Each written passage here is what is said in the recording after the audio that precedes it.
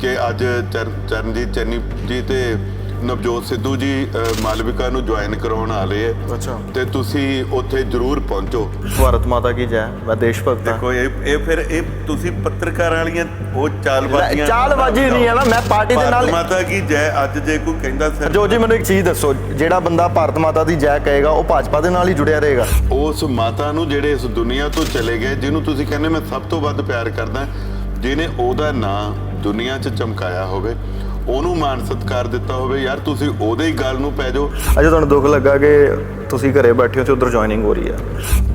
ਨਸਾਂ ਜਿਹੜੀਆਂ ਭਰੀਆਂ ਪਈਆਂ ਹੁੰਦੀਆਂ, ਜਦੋਂ ਤੱਕ ਉਹਨਾਂ ਨੂੰ ਚੀਰਾ ਨਹੀਂ ਦਿੱਤਾ ਜਾਂਦਾ ਉਦੋਂ ਤੱਕ ਉਹ ਫਿਰ ਠੰਡੀਆਂ ਨਹੀਂ ਹੁੰਦੀਆਂ। ਨਹੀਂ, ਬੀਜੇਪੀ ਨੇ ਮਰਮ ਲਾਇਆ ਨਹੀਂ। ਪਹਿਲਾਂ ਮੈਨੂੰ ਇਹ ਕਹਿੰਦੇ ਸੀ ਚੰਨੀ ਜੀ ਕਿ ਉਹਨੂੰ ਤਾਂ ਇੱਥੇ ਉਹਨੇ ਤਾਂ ਆਉਣਾ ਹੀ ਨਹੀਂ, ਉਹ ਸਾਰੀਆਂ ਪਾਰਟੀਆਂ 'ਚ ਤੁਰਿਆ ਫਿਰਦਾ, ਤੇ ਜੇ ਆਇਆ ਵੀ ਤਾਂ ਉਹਨੂੰ ਲੁਧਿਆਣਿਓਂ ਲੜਾਵਾਂਗੇ, ਵਟਸਐਵਰ ਇਦਾਂ ਦੀਆਂ ਗੱਲਾਂ।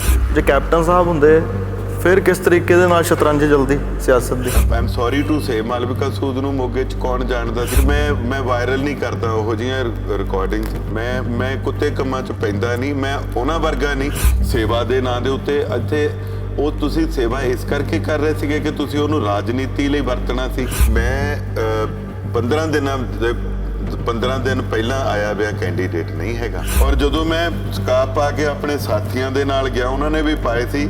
ਮੈਂ ਉਸ ਪ੍ਰਮਾਤਮਾ ਨੂੰ ਹਾਜ਼ਰ ਨਾਜ਼ਰ ਜਾਣ ਕੇ ਕਹਿਣਾ, ਜਿਵੇਂ ਲੋਕ ਮੈਨੂੰ ਅੱਗੇ ਖੜੇ ਹੋ ਕੇ ਜੱਫੀਆਂ ਪਾ ਕੇ ਮਿਲੇ, ਉਵੇਂ ਹੀ ਮੈਨੂੰ ਮਿਲੇ। ਇੱਕ ਬੰਦੇ ਨੇ ਵੀ ਮੈਨੂੰ ਇਹ ਨਹੀਂ ਕਿਹਾ ਵੀ ਆਹ ਕਾਹਤੋਂ ਪਾਇਆ, ਜਾ ਕਿਉਂ ਕੀਤਾ। ਇਹ ਤੀਰ ਖਿੱਚਿਆ ਕਿੰਨੇ ਫਿਰ? ਹਰੀਸ਼ ਚੌਧਰੀ ਵੱਲੋਂ ਆਇਆ, ਚੰਨੀ ਸਾਹਿਬ ਵੱਲੋਂ ਆਇਆ? ਲੱਗੇ ਸਰ ਨਹੀਂ ਤੇਰੀ ਆ, ਤੈਨੂੰ ਹੀ ਦੇਣੀ ਆ, ਕੰਮ ਕਰ।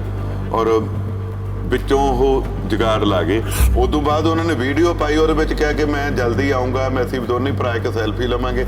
ਆਈ ਵਾਜ਼ ਵੇਟਿੰਗ ਸਟਿਲ ਦ ਸੈਲਫੀ। ਭਾਜਪਾ ਦੀ ਤੇ ਕਾਂਗਰਸ ਦੀ ਜੇ ਦੇਖਿਆ ਜਾਵੇ ਆਈਡੀਓਲੋਜੀ ਦੇ ਵਿੱਚ ਜ਼ਮੀਨ ਤੇ ਆਸਮਾਨ ਜਿੱਡਾ ਫਰਕ ਹੈ। ਬਿਲਕੁਲ। 22 ਸਾਲ ਦੇ ਸਫ਼ਰ ਦੇ ਵਿੱਚ ਕਾਂਗਰਸ ਦੇ ਨਾਲ ਜੁੜਨਾ ਤੇ ਉਸ ਜਗ੍ਹਾ ਨੂੰ ਛੱਡ ਕੇ ਦੁਬਾਰਾ ਭਾਜਪਾ ਦੀ ਆਈਡੀਓਲੋਜੀ ਦੇ ਵਿੱਚ ਆ ਜਾਣਾ, ਉਹ ਆਈਡੀਓਲੋਜੀ ਦੇ ਨਾਲ ਤੁਸੀਂ ਇਤਫਾਕ ਰੱਖਦੇ ਹੋ? ਮੇਰੀ ਗੱਲ ਦਾ ਜਵਾਬ ਨਹੀਂ ਦੇ ਰਹੇ ਜਿਹੜੀ ਮੈਂ ਪੁੱਛਣੀ ਚਾਹੁੰਦਾ ਸੀ। Then why I should reply your answer what you want to ask. ਉਹਨਾਂ ਨੂੰ ਤਾਂ ਸਿਰਫ ਇੰਨਾ ਹੀ ਆਉਂਦਾ ਕਿ ਇਹਨੂੰ ਵੱਢਤਾ, ਇਹਨੂੰ ਮਾਰਤਾ, ਇਹਨੂੰ ਦੱਬਤਾ, ਇਹਨੂੰ ਜਿਸ ਤਰ੍ਹਾਂ ਸ਼ਤਰੰਜ ਦੀਆਂ ਗੀਟੀਆਂ ਇਸ ਤਰ੍ਹਾਂ ਐਤਕੀ ਟਿਕਟਾਂ ਵੰਡੀਆਂ ਉਹਨੇ। ਟੈਕਨੀਕਲ ਗਲਿਚ ਹੋ ਜਾਂਦੇ ਆ। ਕੈਮਰਾਮੈਨ ਨੇ ਕਿਹਾ ਕੱਟ, ਲੇਕਿਨ ਬੜੀ ਮਜ਼ੇਦਾਰ ਕਨਵਰਸੇਸ਼ਨ ਚੱਲਦੀ ਪਈ ਸੀਗੀ। ਬੜੇ ਅਜੀਬ ਤੇਰੇ ਘਰਾਂ ਦੇ ਮੈਂ ਲੋਕ ਡਿੱਠੇ ਨੇ, ਦਿਲੋਂ ਨਮਕੀਨ ਹਨ ਸਾਰੇ, ਜ਼ਬਾਨੋਂ ਬਹੁਤ ਮਿੱਠੇ ਨੇ। ਤੁਸੀਂ ਰੋਜ਼ਾਨਾ ਸਪੋਕਸਮੈਨ ਦੇ ਨਾਲ ਜੁੜ ਚੁੱਕੇ ਹੋ ਤੇ ਰੋਜ਼ਾਨਾ ਸਪੋਕਸਮੈਨ ਦੀ ਇੱਕ ਖਾਸ ਪੇਸ਼ਕਸ਼ ਹੈ ਜਵਾਬਦੇਹੀ, ਜਿਸ ਦੇ ਤਹਿਤ ਅਸੀਂ ਜਵਾਬ ਲੈਂਦੇ ਹਾਂ ਤੁਹਾਡੇ ਸਵਾਲਾਂ ਦੇ ਲੀਡਰਾਂ ਦੇ ਕੋਲੋਂ। ਅੱਜ ਪਹੁੰਚੇ ਆ ਮੋਗੇ, ਹਰਜੋਤ ਕਮਲ ਜੀ ਸਾਡੇ ਨਾਲ ਨੇ, ਟਿਕਟ ਮਿਲੀ ਆ ਉਹਨਾਂ ਨੂੰ। ਗੱਲਬਾਤ ਸ਼ੁਰੂ ਕਰਦੇ ਹਾਂ। ਹਰਜੋਤ ਜੀ, ਕਾਂਗਰਸ ਵਾਲੇ ਸੋਚਦੇ ਹੋਣੇ ਆ ਕਿ 10 ਸਾਲ ਨੂੰ ਛੱਡ ਕੇ ਕਿਦਾਂ ਦਾ ਮਹਿਸੂਸ ਹੋ ਰਿਹਾ ਹੈ? ਪਹਿਲਾਂ ਤਾਂ ਬਹੁਤ ਧੰਨਵਾਦ ਤੁਹਾਡਾ ਔਰ ਤੁਹਾਡੇ ਸਪੋਕਸਮੈਨ ਚੈਨਲ ਦਾ, ਤੁਸੀਂ ਮੇਰੇ ਤੱਕ ਪਹੁੰਚ ਕੀਤੀ ਹੈ ਔਰ ਆਪਣੇ ਸਾਰੇ ਦਰਸ਼ਕਾਂ ਦੇ ਨਾਲ ਮੈਨੂੰ ਰੂਬਰੂ ਹੋਣ ਦਾ ਮੌਕਾ ਮਿਲਿਆ। ਸਾਰਿਆਂ ਨੂੰ ਫਤਿਹ ਪ੍ਰਵਾਨ। ਔਰ ਤੁਹਾਡਾ ਜਿਹੜਾ ਗੱਲਬਾਤ ਕਰਨ ਦਾ ਆਗਾਜ਼ ਹੈ ਉਹ ਇੰਨਾ ਸ਼ਾਇਰਾਨਾ, ਮੈਨੂੰ ਜਵਾਬ ਤਾਂ ਭੁੱਲ ਗਿਆ, ਮੈਂ ਤਾਂ ਤੁਹਾਡੇ ਸ਼ੇਰ ਦੇ ਵਿੱਚ ਹੀ ਗਵਾਚ ਗਿਆ। ਤਾਂ ਇਹ ਗੱਲ ਠੀਕ ਹੈ, ਉਹਨਾਂ ਨੇ ਇਦਾਂ ਸੋਚਿਆ ਨਹੀਂ ਹੋਣਾ ਜੋ ਤੁਸੀਂ ਸੋਚ ਲਿਆ। ਉਹਨਾਂ ਨੂੰ ਤਾਂ ਸਿਰਫ ਇੰਨਾ ਹੀ ਆਉਂਦਾ ਕਿ ਇਹਨੂੰ ਵੱਢਤਾ, ਇਹਨੂੰ ਮਾਰਤਾ, ਇਹਨੂੰ ਦੱਬਤਾ, ਇਹਨੂੰ ਜਿਸ ਤਰ੍ਹਾਂ ਸ਼ਤਰੰਜ ਦੀਆਂ ਗੀਟੀਆਂ ਇਸ ਤਰ੍ਹਾਂ ਐਤਕੀ ਟਿਕਟਾਂ ਵੰਡੀਆਂ ਉਹਨੇ। ਅਮਰਗੜ੍ਹੋਂ ਚੱਕਿਆ ਸੁਨਾਮ, ਇਹਨੂੰ ਇੱਥੋਂ ਨਵਾਂ ਸਿੱਧੂ ਸਾਹਿਬ ਦੀ ਗੱਡੀ ਚੋਂ ਲਾਇਆ ਅਮਰਗੜ੍ਹ, ਇਹਨੂੰ ਇੱਥੋਂ ਚੱਕ ਲਓ, ਇਹਨੂੰ ਆਹ ਕੁਛ ਕੀਤਾ। ਸੋ ਉਹਦੇ 'ਚ ਹੀ ਮੈਂ ਮਾਰਿਆ ਗਿਆ। ਮੇਰੇ ਮੂਹਰੇ ਵੀ ਲਿਆ ਕੇ ਚੈੱਕਮੇਟ। 20 ਸਾਲ ਪਹਿਲਾਂ ਤੁਸੀਂ ਯੂਥ ਕਾਂਗਰਸ ਨੂੰ ਜੁਆਇਨ ਕਰਦੇ ਹੋ, ਉਸ ਤੋਂ ਬਾਅਦ ਤੁਹਾਡਾ ਸਫ਼ਰ ਸ਼ੁਰੂ ਹੁੰਦਾ ਹੈ। ਹੌਲੀ ਹੌਲੀ ਪੌੜੀਆਂ ਚੜ੍ਹਨੀਆਂ ਸ਼ੁਰੂ ਕਰਦੇ ਹੋ, ਫਿਰ ਐਮਐਲਏ ਬਣਦੇ ਹੋ। ਹਾਂਜੀ। ਤੇ ਹੁਣ ਤੁਹਾਡੇ ਗਲੇ ਦੇ ਵਿੱਚ ਬੀਜੇਪੀ ਦਾ ਸਕਾਫ ਹੈ। ਇਹ ਜੋ ਸਫ਼ਰ ਹੈ ਉੱਥੋਂ ਦੀ ਲੈ ਕੇ ਹੁਣ ਤੱਕ, ਇਹ ਸਫ਼ਰ ਦੇ ਵਿੱਚ ਮੁਸ਼ਕਲਾਂ ਵੀ ਬੜੀਆਂ ਨੇ ਤੇ ਹੁਣ ਜਿਹੜਾ ਹੈਗਾ ਇਹ ਇਮਤਿਹਾਨ ਵੱਡਾ ਹੈ। ਇਸ ਤਰ੍ਹਾਂ ਹੈ ਜੀ, ਬਿਲਕੁਲ ਤੁਹਾਡੀ ਗੱਲ ਠੀਕ ਹੈ। 20 ਸਾਲ ਨਹੀਂ ਬਲਕਿ 22 ਸਾਲ ਹੋ ਗਏ। 2002 'ਚ ਮੈਂ ਯੂਥ ਕਾਂਗਰਸ ਜੁਆਇਨ ਕੀਤੀ ਸੀ ਔਰ ਲਗਾਤਾਰ ਸੰਘਰਸ਼ ਜਾਰੀ ਰਿਹਾ। ਇੱਕ ਦਿਨ ਉਹ ਆ ਗਿਆ ਜਦੋਂ ਮੈਂ ਆਪਣੇ ਯੂਥ ਕਾਂਗਰਸ ਵਾਲੇ ਜਿਹੜੇ ਬੱਸਾਂ ਢੋਣ ਵਾਲੀ, ਵਿਛਾੜਾਂ ਖਾਣ ਵਾਲੀ, ਉਹਦੇ ਤੋਂ ਅੱਗੇ ਨਿਕਲ ਕੇ ਮੋਗੇ ਹਲਕੇ 'ਚ ਕੰਮ ਕੀਤਾ ਔਰ ਉਹਦਾ ਨਤੀਜਾ ਇਹ ਹੋਇਆ ਕਿ ਮੈਨੂੰ 10 ਕੁ ਸਾਲ ਕੰਮ ਕਰਨ ਤੋਂ ਬਾਅਦ ਇਸ ਲੈਵਲ ਤੇ ਮੈਂ ਆ ਗਿਆ ਕਿ ਪਾਰਟੀ ਨੇ ਮੈਨੂੰ ਮੇਰੀਆਂ ਸਰਵੇ ਦੀਆਂ ਰਿਪੋਰਟਾਂ ਦੇਖ ਕੇ ਟਿਕਟ ਨਾਲ ਨਵਾਜ਼ਿਆ ਔਰ ਉਸੇ ਨਵਾਜ਼ਿਸ਼ ਨੂੰ ਆਪਣਾ ਸਾਰਾ ਕੁਝ ਸਮਝ ਕੇ 5 ਸਾਲ ਫਿਰ ਇਸ ਹਲਕੇ ਚਲਾਏ ਆ ਔਰ ਮੈਂ ਇੱਕ ਬੰਦਾ ਇਕੱਠਾ ਕਰਕੇ ਤੇ ਇੱਥੇ ਕਾਂਗਰਸ ਖੜੀ ਕੀਤੀ ਹੈ। 2013 ਦੇ ਵਿੱਚ ਜਦੋਂ ਜੋਗਿੰਦਰਪਾਲ ਜੈਨ ਸਾਹਿਬ ਉਹਨਾਂ ਨੂੰ ਬਾਹ ਮਰੋੜ ਕੇ ਅਕਾਲੀ ਦਲ 'ਚ ਲੈ ਗਏ ਸੀ ਤੇ 18,500 ਵੋਟਾਂ ਨਾਲ ਮੋਗਾ ਪਿੱਛੇ ਸੀਗਾ ਕਾਂਗਰਸ, ਜਦੋਂ ਕਿ ਕੈਪਟਨ ਅਮਰਿੰਦਰ ਸਿੰਘ ਜੀ ਔਰ ਪੂਰੀ ਪੰਜਾਬ ਦੀ ਕਾਂਗਰਸ ਇੱਥੇ ਝੋਕੀ ਵੀ ਸੀ। ਉਹਦੇ ਬਾਵਜੂਦ ਵੀ ਉਹਨਾਂ ਦੇ ਜਿੱਤ ਕੇ ਅਕਾਲੀ ਦਲ 'ਚ ਜਾਣ ਤੋਂ ਬਾਅਦ ਜਿਹੜੇ ਮਾੜੇ ਮੋਟੇ ਰਹਿ ਗਏ ਸੀ ਸਹਿਕਦੇ ਜੇ ਕਾਂਗਰਸੀ, ਉਹ ਵੀ ਸਾਰੇ ਅਕਾਲੀ ਦਲ 'ਚ ਚਲ ਗਏ। ਤਾਂ ਮੈਨੂੰ ਤਾਂ 2013 ਤੋਂ ਬਾਅਦ ਕਿਸੇ ਪਿੰਡ 'ਚ ਕਿਸੇ ਸ਼ਹਿਰ 'ਚ ਕਾਂਗਰਸੀ ਲੱਭਣ ਵਾਸਤੇ ਵੀ ਦੂਰਬੀਨ ਲਾਉਣ ਵਾਲੀ ਗੱਲ ਹੋਈ ਵੀ ਸੀ ਔਰ ਸਾਡੇ ਕਾਂਗਰਸੀ ਕਹਿੰਦੇ ਹੁੰਦੇ ਸੀਗੇ ਕਿ ਸਾਨੂੰ ਛੇੜਦੇ ਆ ਨਾਲ ਦੇ ਦੂਜੀਆਂ ਪਾਰਟੀਆਂ ਵਾਲੇ ਕਿ ਤੁਹਾਡੇ ਕੋਲ ਤਾਂ ਧੀ ਪੁੱਤ ਦੇ ਵਿਆਹ ਤੇ ਜਾਂ ਕਿਸੇ ਬਜ਼ੁਰਗ ਦੇ ਭੋਗ ਤੇ ਸੱਦਣ ਨੂੰ ਵੀ ਕੋਈ ਲੀਡਰ ਨਹੀਂ। ਸੋ ਮੈਂ ਮਿਹਨਤ ਕੀਤੀ ਬਹੁਤ ਔਰ ਕਾਂਗਰਸ ਪਾਰਟੀ ਨੂੰ ਇੱਕ ਵਰਕਰ ਨੂੰ ਮਾਲਾ 'ਚ ਪਰੋ ਕੇ ਇੱਥੇ ਤੱਕ ਖੜਾ ਕੀਤਾ ਕਿ ਪੰਜਾਬ ਦਾ ਬਹੁਤ ਵੱਡਾ ਨਾਮਵਰ ਅਕਾਲੀ ਪਰਿਵਾਰ ਔਰ ਆਮ ਆਦਮੀ ਪਾਰਟੀ ਦਾ ਗੜ੍ਹ ਮਾਲਵਾ ਔਰ ਖਾਸ ਕਰ ਮੋਗਾ ਉੱਥੋਂ ਉਸ ਵੇਲੇ ਜਿੱਤ ਪ੍ਰਾਪਤ ਕੀਤੀ ਔਰ ਕਾਂਗਰਸ ਦੀ ਸਰਕਾਰ ਬਣਾਉਣ 'ਚ ਇੱਕ ਮੋਤੀ ਦੇ ਤੌਰ ਤੇ ਮੈਂ ਵੀ ਜੜਿਆ ਗਿਆ। ਕੰਮ ਕੀਤਾ ਬਹੁਤ ਇੱਥੇ। ਮੇਰੀਆਂ ਸ਼ੁਰੂ ਤੋਂ ਲੈ ਕੇ ਮੈਨੂੰ ਮੁਸ਼ਕਲਾਂ ਜਿਹੜੀਆਂ ਉਹ ਸਾਹਮਣੇ ਆਈਆਂ। ਮੇਰੇ ਜਿੱਦਾਂ ਅਫਸਰ ਇਦਾਂ ਦੇ ਲਾਈ ਰੱਖੇ ਜਿਹੜੇ ਪੂਰਾ ਸਾਰਾ ਤਾਮਝਾਮ ਮੇਰਾ ਇਹ ਜਿਹਾ ਹੀ ਲਾਈ ਰੱਖਿਆ ਉਹਨਾਂ ਨੇ ਕਿ ਕੋਈ ਕੰਮ ਸਿਰੇ ਨਹੀਂ ਸੀ ਚੜਨ ਦਿੰਦੇ। ਹਰ ਗੱਲ 'ਚ ਰੋੜਾ ਅੜਿੱਕਾ ਔਰ ਲਾਰੇਬਾਜ਼ੀਆਂ। ਉਹ ਐਸਐਸਪੀ ਉਹ ਡੀਸੀ ਮੇਰੇ ਕੋਲੇ 1.5 ਸਾਲ ਲਾਈ ਰੱਖਿਆ ਜਿਹੜਾ ਦੂਜੀਆਂ ਥਾਵਾਂ ਤੇ 1.5 ਮਹੀਨਾ ਵੀ ਨਹੀਂ ਕੱਟੇ। ਕਾਰਪੋਰੇਸ਼ਨ ਦੀ ਇਲੈਕਸ਼ਨ ਆਈ ਉਹਦੇ 'ਚ ਮੇਰੀਆਂ, ਹਾਲਾਂਕਿ ਕਾਰਪੋਰੇਸ਼ਨ ਇਕੱਲੀ ਮੋਗੇ ਐਮਐਲਏ ਦੇ ਥੱਲੇ ਹੀ ਹੈ, ਮੇਰੇ ਹਿਸਾਬ ਨਾਲ ਸੀਟਾਂ ਟਿਕਟਾਂ ਦੇਣੀਆਂ ਚਾਹੀਦੀਆਂ ਸੀ, ਉਹ ਵੀ ਇੱਥੇ ਟਿਕਟਾਂ ਮੇਰੀਆਂ 12 ਅੰਕ ਕੱਟ ਦਿੱਤੀਆਂ। ਇੱਕ ਟਿਕਟ ਤਾਂ ਉਹਨੂੰ ਦਿੱਤੀ ਜਿਹੜਾ ਐਮਐਲਏ ਦੀ ਚੋਣ ਮੇਰੇ ਵਿਰੁੱਧ ਲੜਿਆ ਹੋਇਆ ਸੀ। ਸੋ ਇਹੋ ਜਿਹੀ ਸਿਤਮਜ਼ੀਬੀ ਕੀਤੀ ਉਹਨਾਂ ਨੇ। ਚਲੋ ਮੇਰੇ ਸਾਥੀ ਮੈਨੂੰ ਇਹ ਗੱਲ ਲਈ ਉਹਨਾਂ ਨੇ ਕਿਹਾ ਪ੍ਰੇਰਿਆ ਕਿ ਜੇ ਹੁਣ ਤੂੰ ਸਟੈਂਡ ਨਾ ਲਿਆ ਤਾਂ ਜੋ ਕਾਂਗਰਸ ਚਾਹੁੰਦੀ ਆ ਉਹ ਉਹੀ ਹੋ ਜਾਣਾ, ਇੱਥੇ ਕਾਰਪੋਰੇਸ਼ਨ ਵਿਰੋਧੀਆਂ ਨੇ ਬਣਾ ਜਾਣੀ। ਫਿਰ ਮੈਂ ਉਹ ਆਪਣੇ ਸਾਥੀਆਂ ਨੂੰ ਆਜ਼ਾਦ ਲੜਾਇਆ ਔਰ 10 ਆਜ਼ਾਦ ਖੜਾ ਕੇ ਸਾਥੀ ਜਿਤਾਏ ਮੋਗੇ ਤੋਂ। ਇਹਦੇ ਨਾਲ ਹੀ ਉਹਨਾਂ ਨੇ ਫਿਰ ਫੀਲਡਿੰਗ ਲਾਤੀ ਜਿੱਥੋਂ ਮੇਰੀ ਵਾਈਫ ਖੜੀ ਸੀ। ਹਾਲਾਂਕਿ ਕਾਰਪੋਰੇਸ਼ਨ ਦੀ ਇਲੈਕਸ਼ਨ 'ਚ ਕਿਸੇ ਦੇ ਗਲੀ 'ਚ ਥੜੀ ਦਾ ਆਬਜੈਕਸ਼ਨ ਲਾ ਦਿਓ ਉਹਦੇ ਕਾਗਜ਼ ਰੱਦ ਹੋ ਜਾਂਦੇ। ਮੈਂ ਕਾਰਪੋਰੇਸ਼ਨ ਤੋਂ 15 ਮਰਲੇ ਨਜਾਇਜ਼ ਕਬਜ਼ੇ ਦਾ ਸਰਟੀਫਿਕੇਟ ਲੈਤਾ, ਉਹਦੇ ਕਾਗਜ਼ ਨਹੀਂ ਰੱਦ ਕੀਤੇ। ਔਰ ਮੈਨੂੰ ਜਦੋਂ ਐਂਡ ਤੇ ਇਹ ਪਤਾ ਲੱਗਿਆ ਕਿ ਸਾਰੀ ਜਿਹੜੇ ਵਿਰੋਧੀ ਹੁੰਦੇ, ਚਲੋ ਉਹਨਾਂ ਨੇ ਤਾਂ ਵਿਰੋਧ 'ਚ ਹੋਣਾ ਹੁੰਦਾ, ਆਪਣੀ ਪਾਰਟੀ ਵਾਲੇ ਵੀ ਕਰ ਜਾਂਦੇ ਵਿਰੋਧ, ਪਰ ਜਦੋਂ ਪੁਲਿਸ ਤੇ ਪ੍ਰਸ਼ਾਸਨ ਤੇ ਸਰਕਾਰ ਹੀ ਉਲਟ ਹੋ ਜੇ ਫਿਰ ਉੱਥੇ ਕੀ ਹੋਣਾ। ਸਾਰੀ ਫੀਲਡਿੰਗ ਇਵੇਂ ਲਾਤੀ ਕਿ ਹਰਜੋਤ ਕਮਲ ਇੱਥੇ ਉਲਝਿਆ ਵੀ ਰਹੇ। ਐਤਕੀ ਕਿਵੇਂ ਫੀਲਡਿੰਗ ਲੱਗੀ ਤੁਹਾਡੀ ਇਹ ਦੱਸੋ? ਪਹਿਲਾਂ ਉਹਦੇ ਵਾਲੀ ਪੂਰੀ ਕਰ ਲਈਏ, ਐਤਕੀ ਵਾਲੀ ਤੇ ਵੀ ਆਉਣਾ ਬਸ ਉਹ।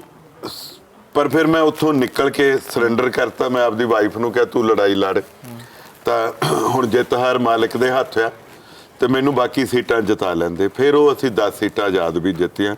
ਮੇਅਰ ਬਣਾਇਆ, ਸੀਨੀਅਰ ਡਿਪਟੀ ਮੇਅਰ ਬਣਾਏ, ਐਫਐਨਸੀ ਕਮੇਟੀ ਬਣਾਈ।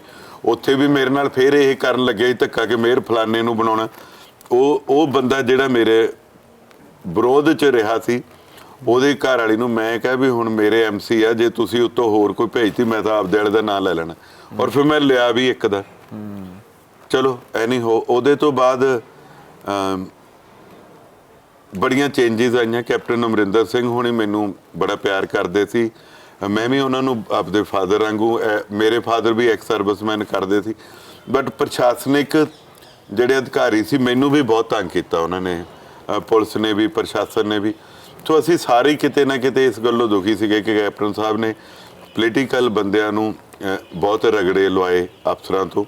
ਤਾਂ ਉਹਦੇ 'ਚ ਤਬਦੀਲੀ ਆ ਗਈ, ਬਦਲਾਅ ਆ ਗਿਆ। ਉਹਦੇ 'ਚ ਰਗੜੇ ਮੇਰੇ ਵਰਗੇ ਜਾਂਦੇ ਸੀਗੇ, ਰੇਤਾ ਬਜਰੀ ਵਾਲੇ ਕੰਮ ਕੋਈ ਕਰੀ ਜਾਂਦੇ ਸੀ। ਹੁਣ ਜਿਹੜੀ ਆ ਫੀਲਡਿੰਗ ਲੱਗੀ ਆ ਇਹ ਵੀ ਮੈਨੂੰ ਅਖੀਰ ਤੱਕ ਇਹੀ ਕਹਿੰਦੇ ਰਹੇ ਚੰਨੀ ਸਾਹਿਬ ਵੀ, ਹਰੀਸ਼ ਚੌਧਰੀ ਜੀ ਵੀ, ਕ੍ਰਿਸ਼ਨਾ ਜੀ ਸਾਰੇ, ਨਹੀਂ ਤੇਰੀ ਆ, ਤੈਨੂੰ ਹੀ ਦੇਣੀ ਆ, ਕੰਮ ਕਰ। ਔਰ ਵਿੱਚੋਂ ਉਹ ਜੁਗਾੜ ਲਾ ਗਏ ਐਂਡ ਤੇ ਲਿਆ ਕੇ ਉਹ ਜਿਹੜੀ ਮੈਂ ਤੁਹਾਨੂੰ ਪਹਿਲਾਂ ਕਹੀ ਚੈੱਕ ਜਦੋਂ ਤੁਹਾਨੂੰ ਇਹ ਕਹਿੰਦੇ ਸੀਗੇ ਕਿ ਨਹੀਂ ਤੁਹਾਡੀ ਆ ਤੁਸੀਂ ਯਕੀਨ ਕਿਵੇਂ ਕਰਦੇ ਸੀ? ਕਿਉਂਕਿ ਪਿਛਲੀ ਵਾਰੀ ਮੇਰੇ ਸਰਵੇ ਦੀਆਂ ਰਿਪੋਰਟਾਂ ਲਈ ਚੰਨੀ ਜੀ ਨੇ ਅੰਦਰੋਂ ਮੇਰੇ ਲਈ ਲੜਾਈ ਲੜੀ ਔਰ ਉਹਨਾਂ ਨੇ ਕਿਹਾ ਕਿ ਸਰਵੇ ਦੀ ਰਿਪੋਰਟਾਂ 'ਚ ਹਰਜੋਤ ਕਮਲ ਜਿੱਤਦਾ, ਇਹਨੂੰ ਮਿਲਣੀ ਚਾਹੀਦੀ ਟਿਕਟ। ਸੋ ਮੈਂ ਇਸ ਗੱਲ ਲਈ 5 ਸਾਲ ਉਹਨਾਂ ਦੇ ਗੁਣਗਾਨ ਵੀ ਕੀਤੇ ਔਰ ਮੈਨੂੰ ਹੁਣ ਵੀ ਭਰੋਸਾ ਸੀ, ਕਿਉਂਕਿ ਮੈਂ ਝੂਠ ਨਹੀਂ ਬੋਲਦਾ। ਮੈਨੂੰ ਲੱਗਦਾ ਸਾਰੇ ਹੀ ਇਦਾਂ ਦੇ ਕਿਤੇ ਸਾਫ਼ ਸੁਥਰੇ ਹੀ ਹੁੰਦੇ, ਝੂਠ ਨਹੀਂ ਬੋਲਦੇ। ਇਹ ਤੀਰ ਖਿੱਚਿਆ ਕਿੰਨੇ ਫਿਰ? ਹਰੀਸ਼ ਚੌਧਰੀ ਵੱਲੋਂ ਆਇਆ, ਚੰਨੀ ਸਾਹਿਬ ਵੱਲੋਂ ਆਇਆ? ਰਲ ਗਏ ਸਾਰੇ। ਅੱਛਾ, ਹਾਂਜੀ, ਰਲਿਆ ਮਿਲਿਆ ਤੀਰ ਚੱਲਿਆ ਤੁਹਾਡੇ ਵੱਲ। ਹਾਂਜੀ, ਬਸ ਉਹ ਮੁੜ ਕੇ ਕੋਈ ਰਾਹੁਲ ਜੀ ਤੇ ਭਾਂਡਾ ਭੰਨ ਦੇਵੇ, ਕੋਈ ਸਿੱਧੂ ਸਾਹਿਬ ਤੇ ਭੰਨ ਦੇਵੇ, ਕੋਈ ਕਿਸੇ ਤੇ ਭੰਨ ਦੇਵੇ, ਪਰ ਉਹ ਇਹ ਸਾਰਾ ਕੁਝ ਇਹਨਾਂ ਦਾ ਰਲਿਆ ਮਿਲਿਆ। ਦੁੱਖ ਮੈਨੂੰ ਇਸ ਗੱਲ ਦਾ ਨਹੀਂ, ਐਮਐਲਏ ਤਾਂ ਨਾ ਮੇਰੇ ਤੋਂ ਇਹ ਨਹੀਂ ਕਿ ਪਹਿਲਾਂ ਹੈ ਨਹੀਂ ਸੀਗੇ, ਪਹਿਲਾਂ ਵੀ ਐਮਐਲਏ ਬਣੇ, ਬਾਅਦ ਵਿੱਚ ਵੀ ਕੋਈ ਕਿੰਨੀਆਂ ਟਰਮਾਂ ਕਰ ਲਏ, ਇੱਕ ਨਾ ਇੱਕ ਦਿਨ ਤਾਂ ਉਹਨੇ ਰਿਟਾਇਰ ਹੋਣਾ। ਦੁੱਖ ਇਸ ਗੱਲ ਦਾ ਕਿ ਰਿਟਾਇਰਮੈਂਟ ਤੇ ਇੱਕ ਚਪੜਾਸੀ ਨੂੰ ਵੀ ਯਾਰ ਅਗਲਾ ਲੋਈ ਦੇ ਕੇ ਘਰੇ ਛੱਡਣ ਜਾਂਦਾ। ਮੈਂ ਇੱਥੇ ਘਰੇ ਬੈਠਾ, 1.5 ਕਿਲੋਮੀਟਰ ਦਾ ਫਾਸਲਾ, ਮੇਰੇ ਸਾਰੇ ਸਰਪੰਚ, ਕਾਰਪੋਰੇਸ਼ਨ ਦੇ ਜਿਹੜੇ ਮੇਰੇ ਨੁਮਾਇੰਦੇ, ਬਲਾਕ ਸੰਮਤੀਆਂ ਦੇ ਹੋਰ ਜਿਹੜੇ ਮੇਰੇ ਸਾਥੀ, ਅਸੀਂ ਇੱਥੇ ਬੈਠੇ ਹਾਂ ਔਰ ਦੋਨੇ ਹੀ ਜਾਣੇ ਚੰਨੀ ਜੀ ਔਰ ਜਿਹੜੇ ਪ੍ਰਧਾਨ ਜੀ ਆ ਸਿੱਧੂ ਸਾਹਿਬ, ਉਹ ਉੱਥੇ ਉਹਦੇ ਸਰੋਪਾ ਪਾ ਕੇ ਚੋਰਾਂ ਵਾਂਗੂ ਆਏ ਤੇ ਚੋਰਾਂ ਵਾਂਗੂ ਭੱਜ ਗਏ। ਪ੍ਰਧਾਨ ਜੀ ਕਹਿੰਦੇ ਹੋ ਨਾ, ਉਹ ਕਾਂਗਰਸ ਦੇ ਪ੍ਰਧਾਨ ਨੇ। ਮੈਂ ਆਪਦੇ ਵਿਰੋਧੀਆਂ ਦਾ ਵੀ, ਚਾਹੇ ਸਰਦਾਰ ਸੁਖਬੀਰ ਸਿੰਘ ਬਾਦਲ ਜੀ ਕਮਾ, ਚਾਹੇ ਜਥੇਦਾਰ ਤੋਤਾ ਸਿੰਘ ਜੀ ਕਮਾ, ਚਾਹੇ ਉਹਨਾਂ ਦੇ ਫਰਜ਼ੰਦ ਸਰਦਾਰ ਬਰਜਿੰਦਰ ਸਿੰਘ ਬਰਾੜ ਸਾਹਿਬ ਕਮਾ, ਮੈਂ ਪਿੱਠ ਪਿੱਛੇ ਵੀ ਕਦੀ ਕਿਸੇ ਨੂੰ ਬਦਤਮੀਜ਼ੀ ਦੇ ਨਾਲ ਨਹੀਂ ਬੋਲਿਆ। ਇਹ ਮੇਰੇ ਬਾਪ ਦੀ ਤਮੀਜ਼ ਹੈ। ਅੱਛਾ, ਤੁਹਾਨੂੰ ਦੁੱਖ ਲੱਗਾ ਕਿ ਤੁਸੀਂ ਘਰੇ ਬੈਠੇ ਹੋ ਤੇ ਉਧਰ ਜੁਆਇਨਿੰਗ ਹੋ ਰਹੀ ਹੈ? ਦੇਖੋ, ਸਭ ਤੋਂ ਵੱਧ ਕਿਸੇ ਬੰਦੇ ਨੂੰ ਜੇ ਹਾਰਟ ਹੁੰਦਾ ਤਾਂ ਉਹ ਬੰਦਾ ਜਿਹੜਾ ਸਾਰਿਆਂ ਨਾਲ ਬੜਾ ਮਿੱਠਾ ਪਿਆਰਾ ਨੀਵਾਂ ਹੋ ਕੇ ਵਿਚਰਦਾ ਰਿਹਾ ਹੋਵੇ ਔਰ ਤੁਹਾਡਾ ਸਤਿਕਾਰ ਕਰਦਾ ਰਿਹਾ ਹੋਵੇ, ਉਹਨੂੰ ਇਗਨੋਰੈਂਸ ਜਿਹੜੀ ਉਹ ਬਹੁਤ ਚੁੱਭਦੀ ਹੁੰਦੀ ਹੈ। ਜਦੋਂ ਤੁਸੀਂ ਕਿਸੇ ਨੂੰ ਇਗਨੋਰ ਕਰਦੇ ਆ ਨਾ, ਉਹ ਨਹੀਂ ਬਰਦਾਸ਼ਤ ਹੁੰਦਾ। ਬਾਕੀ ਐਮਐਲਏ ਸ਼ਿਪ ਟਿਕਟਾਂ ਟੁਕਟਾਂ ਵਾਲੀ ਕੋਈ ਐਡੀ ਗੱਲ ਨਹੀਂ ਹੁੰਦੀ। ਇਹ ਤਾਂ ਮੈਨੂੰ ਇਹੀ ਗੱਲ ਇਹ 4 ਮਹੀਨੇ ਪਹਿਲਾਂ ਬਹਿ ਕਿ ਅਸੀਂ ਤੇਰੀ ਕੁਰਬਾਨੀ ਲੈਣੀ ਆ, ਅਸੀਂ ਸੋਨੂ ਸੂਦ ਨੂੰ ਲਿਆਉਣਾ। ਔਰ ਜੋ ਅਖੀਰ 'ਚ ਮੈਨੂੰ ਕਹਿੰਦੇ ਕਿ ਅਸੀਂ ਜੀ ਉਹ ਸੋਨੂ ਸੂਦ ਤੋਂ ਪ੍ਰਚਾਰ ਕਰਾਉਣਾ ਸੀ ਪੰਜਾਬ 'ਚ ਵੀ, ਯੂਪੀ 'ਚ ਵੀ, ਤਾਂ ਉਹਨੂੰ ਲਿਆਂਦਾ। ਪਹਿਲਾਂ ਮੈਨੂੰ ਇਹ ਕਹਿੰਦੇ ਸੀ ਚੰਨੀ ਜੀ ਕਿ ਉਹਨੂੰ ਤਾਂ ਇੱਥੇ ਉਹਨੇ ਤਾਂ ਆਉਣਾ ਹੀ ਨਹੀਂ, ਉਹ ਸਾਰੀਆਂ ਪਾਰਟੀਆਂ 'ਚ ਤੁਰਿਆ ਫਿਰਦਾ, ਤੇ ਜੇ ਆਇਆ ਵੀ ਤਾਂ ਉਹਨੂੰ ਲੁਧਿਆਣਿਓਂ ਲੜਾਵਾਂਗੇ, ਵਟਸਐਵਰ ਇਦਾਂ ਦੀਆਂ ਗੱਲਾਂ। ਤੇ ਪਰ ਮੈਨੂੰ ਦੁੱਖ ਇਸ ਗੱਲ ਦਾ ਕਿ ਚਲੋ ਸੋਨੂ ਸੂਦ ਨੇ ਚਾਹੇ ਮੋਗੇ 'ਚ ਇੱਕ ਡੱਕਾ ਨਹੀਂ ਭੰਨਿਆ ਕਰੋਨਾ ਦੇ ਦਿਨਾਂ 'ਚ ਵੀ ਜਾਂ ਅੱਗੇ ਪਿੱਛੇ ਵੀ, ਚਲੋ ਮਹਾਰਾਸ਼ਟਰ 'ਚ ਹੀ ਕੰਮ ਕੀਤਾ ਹੋਊਗਾ, ਪਰ ਜਿਹਦੇ ਨਾਲ ਮੇਰੀ ਕੋਈ ਤੁਲਨਾ ਹੀ ਨਹੀਂ ਹੈਗੀ। ਹਰਜੋਤ ਕਮਲ 15 ਸਾਲ ਮੋਗੇ 'ਚ ਕਾਂਗਰਸ ਲਈ ਕੰਮ ਕੀਤਾ ਔਰ 22 ਸਾਲ ਉਸ ਕਾਂਗਰਸ ਪਾਰਟੀ ਦੇ ਲਈ ਕੰਮ ਕੀਤਾ।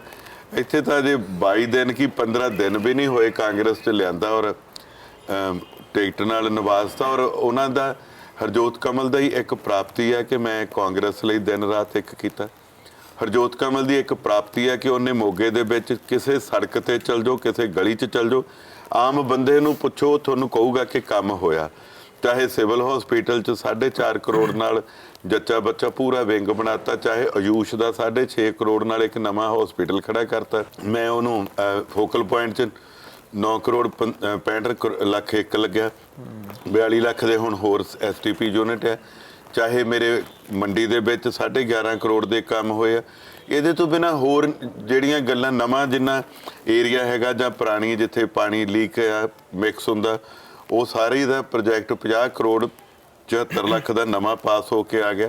ਸੋ ਕੰਮ ਮੈਂ ਕੀਤਾ, ਉਹਦੇ ਬਾਵਜੂਦ ਵੀ ਮੇਰੇ ਤੇ ਕੋਈ ਰੇਤਾ ਦਾ ਦਾਗ ਨਹੀਂ ਵੇਚਣ ਦਾ, ਕੋਈ ਮੇਰੇ ਤੇ ਕਰੈਸ਼ਰ ਦਾ ਵੇਚਣ ਦਾ ਦਾਗ ਨਹੀਂ, ਕੋਈ ਮੇਰੇ ਤੇ ਚਿੱਟਾ ਬਕਵਾਨ ਦਾ ਜਾਂ ਸ਼ਰਾਬ ਮਾਫੀਆ ਚਲਾਉਣ ਦਾ ਜਾਂ ਜੂਆ ਅੱਡਾ ਚਲਾਉਣ ਦਾ ਦਾਗ ਨਹੀਂ। ਕੋਈ ਇਹ ਨਹੀਂ ਕਹਿ ਸਕਦਾ ਕਿ ਮੈਂ 5 ਸਾਲ ਆਪਦੇ ਹਲਕੇ 'ਚ ਨਹੀਂ ਬੜਿਆ, ਦਿਨ ਰਾਤ ਲੋਕਾਂ 'ਚ ਵਿਚਰਿਆ।